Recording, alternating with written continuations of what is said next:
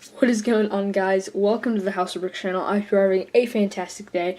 And today, guys, we are going to be taking a look at this Halloween mock. Now, I made this Halloween mock for the brickitect 35K mock contest. So yeah, if you guys did not know, brickitect recently reached 35K, which is amazing. So congrats, Greg, for reaching that. And I already knew that I was going to make a Halloween mock. I just really wasn't going to start it that early. I am making this video pretty late after I made it, though. So, yeah, here it is. But obviously, I'm going to take you guys in and look a little bit closer at it, because as you did see by the title, this does have kind of some feature. So, yeah, but first, let's take a closer look at some of the other stuff. So before we take a look at the main function or play feature, whatever you want to call it, let's first take a look at some of the stuff in the background, mainly looking at the trees. So the one on your right, this one right here, that really doesn't have any leaves or anything, I just wanted to go for a not very green look, because it was supposed to be a Halloween mock, so I just wanted to make it a little more shadier, a little more darker. So yeah, this is just a dead tree, or maybe a tree where all of its leaves has fallen off, whatever you really want to think. So yeah, I tried to do a little bit different techniques with this tree. It looks interesting, to say the least. I definitely think that it could have been better, but in my opinion, these kind of archway pieces, which were the main kind of like skeleton that I used for the trees, I guess you could say, I don't like them all too much for using them for trees, but that's all I had, so I had to use those. But yeah, some of the more interesting pieces in there are like a carrot stem piece in brown. It's a droid arm in dark brown, and we have some minifigure hands that you can see in there. So yeah, at the base of the tree, or the bottom, we have some mushrooms or fungus. I thought those were kind of cool there. And then we have kind of like a dead vine, or maybe a live one that's just brown, you know, whatever. So now moving on to the tree on the left.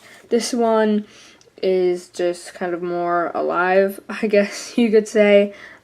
Like we got some darkish reddish brown, I think, or just reddish brown kind of leaf pieces, because in fall the leaves do change, or they do, at least where I live.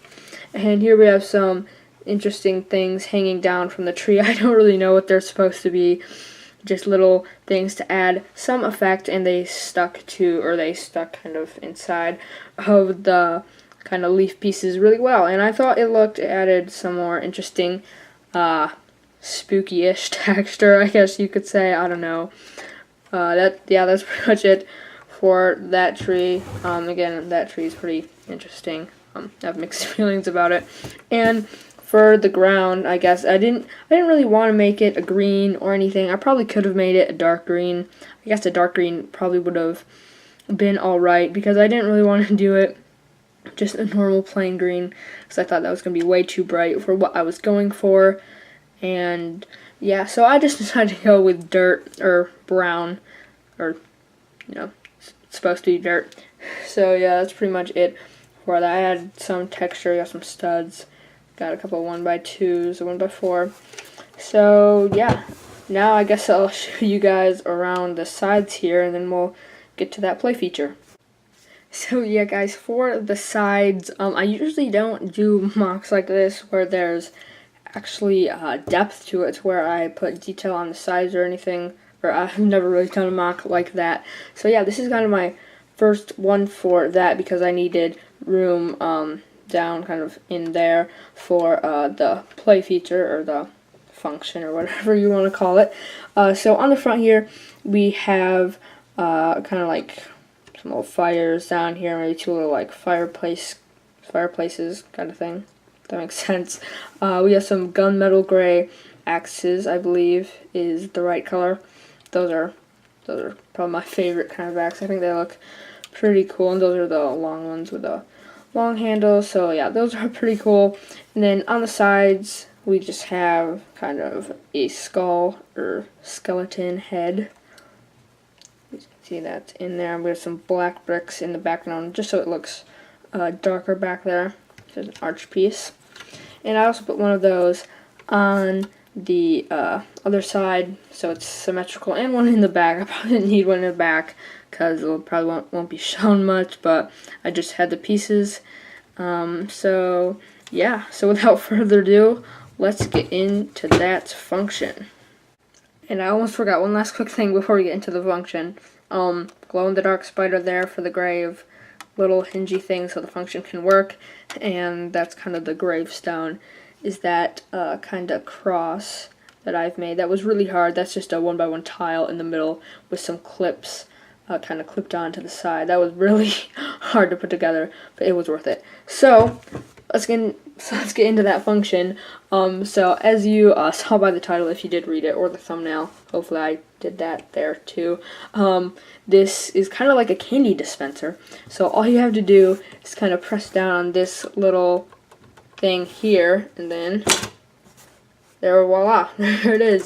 So this is just a Milky Way was a candy that I was using. You may not have this if you're in the UK, I don't know. This is an American candy, Milky Way. I think they're pretty good. They got like marshmallow inside, but that's besides the point. So this is, I guess I can show you how it works a little bit in there. So this is just a Technic beam, I think it would be called.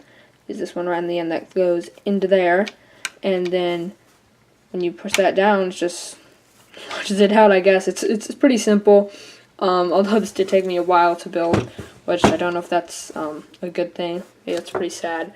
But yeah, I can show you guys again if you do want to see. And I do have some other things to launch out of it, or dispense out of it, whatever you want to call it. So yeah, all you have to do is press down on this, and you're greeted with a piece of candy. Or if maybe you don't want to do candy, maybe you don't have candy that fits the size, here we have a Lego skeleton. I'm sure you could just use a random minifigure as well, or minifinger, whatever you prefer to call it. So I'm just gonna lay him down in there. Yeah, I shot on him. Lay him down in there like so, and then pop it out. As you see, he didn't fly out because you might need to do it a bit harder, but it is still pretty cool. And yeah, I do also have another candy. He popped out at me that time. I have another candy. These are sixlets. They're kind of like little chocolates. I'm going to put these inside. Close the door on those. Pop that out. Oh, that fell off. Don't know how that happened.